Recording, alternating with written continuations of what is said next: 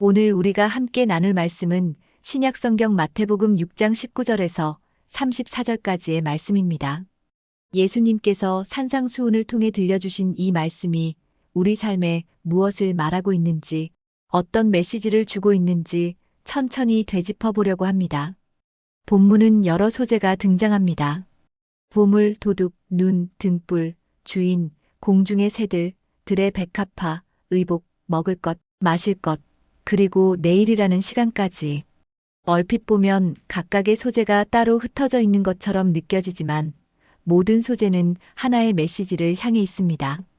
예수님은 이 말씀 전체를 한 문단으로 묶어 놓으셨고 우리가 이 단락을 온전히 바라볼 때 비로소 본래 의도를 제대로 발견할 수 있습니다. 이 말씀을 통해 예수님은 인간이 살아가며 가장 큰 관심을 두는 두 가지, 즉 소유의 문제와 시간의 문제를 다루십니다. 시대가 변해도 환경이 달라도 젊거나 나이가 들었거나 상관없이 모든 사람이 가장 깊이 신경 쓰는 문제가 바로 이것입니다. 우리는 무엇을 얼마나 가졌는지에 관심을 두고 또 얼마나 살 수 있을지, 남은 시간이 얼마나 되는지에 끊임없이 마음을 빼앗깁니다. 젊을 때는 보통 소유의 문제, 즉 재산, 경력, 지위에 대한 관심이 크고 나이가 들수록 건강과 수명, 다시 말해 시간의 문제에 대한 관심이 커집니다. 그렇기에 어느 카페에 앉아 대화를 들어보면 연세가 많은 분들이 건강 이야기를 가장 많이 나누는 것을 어렵지 않게 볼 수 있습니다. 젊을 때는 더 많이 가지는 것이 목표였다면 나이가 들면 조금이라도 더 오래 건강하게 사는 것이 삶의 중심이 되기 때문에 그렇습니다. 이 관심은 시대를 초월해 항상 인간의 마음을 지배해 왔습니다.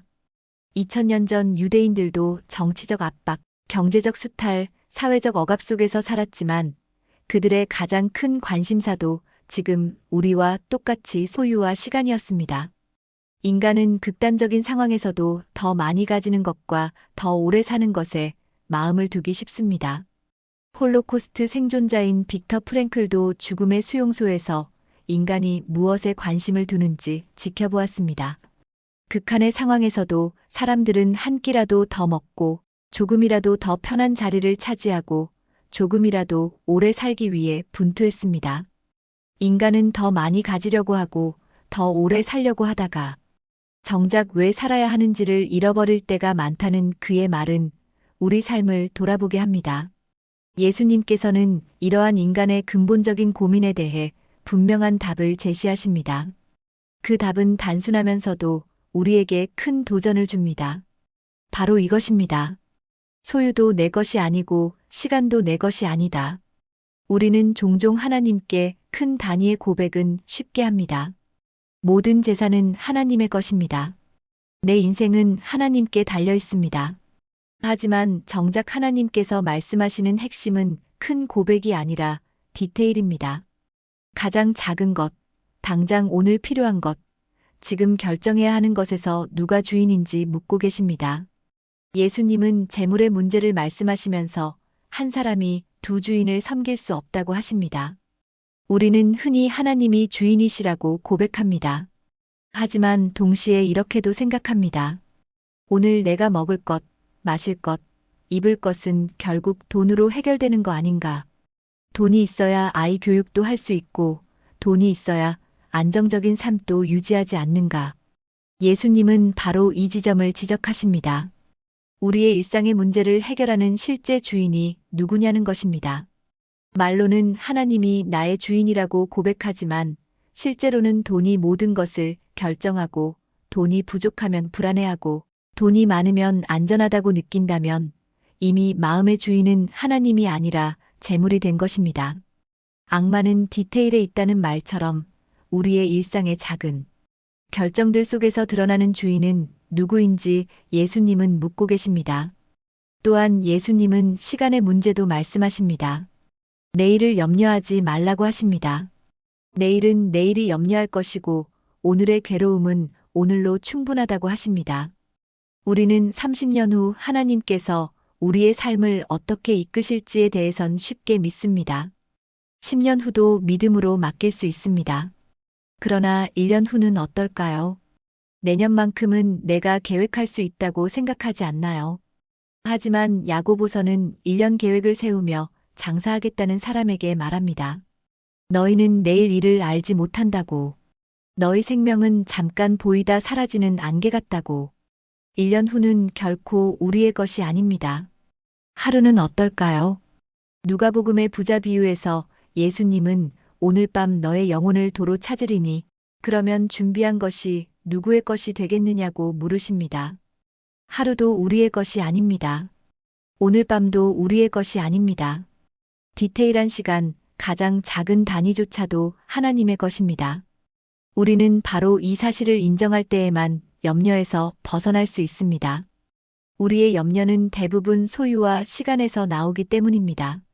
소유는 내 것이 아니고 시간도 내 것이 아니라는 것을 인정할 때 비로소 마음이 자유로워지기 시작합니다. 하나님께서 사랑하시는 자에게 잠을 주신다는 시편 말씀도 이런 의미입니다. 하나님을 전적으로 신뢰하기 때문에 잠을 잘 수 있다는 뜻입니다. 근심이 많으면 잠이 오지 않습니다. 많은 이들이 나이가 들수록 잠이 오지 않는 이유도 결국은 마음속 깊은 근심 때문입니다. 하나님께 우리의 삶의 디테일을 맡기지 못하기 때문입니다. 예배는 우리의 삶에서 이 진리를 다시 확인하는 시간입니다. 예배는 마치 전세 재계약과 같습니다.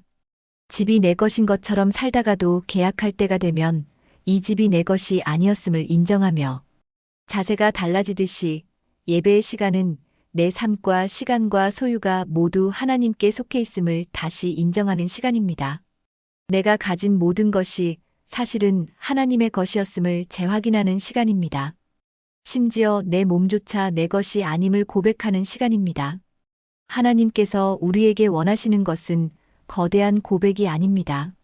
가장 작은 것 하나까지 하나님께서 주인 되심을 인정하는 삶입니다. 오늘 먹을 것, 오늘 입을 것, 오늘의 문제, 오늘의 시간, 오늘의 선택. 그 모든 것이 내 것이 아니라 하나님께 속해 있다는 사실을 인정할 때 우리는 비로소 염려에서 벗어나 참된 평안을 누릴 수 있습니다. 마태복음 6장 33절과 34절에서 예수님은 말씀하십니다. 너희는 먼저 그의 나라와 그의 의를 구하라.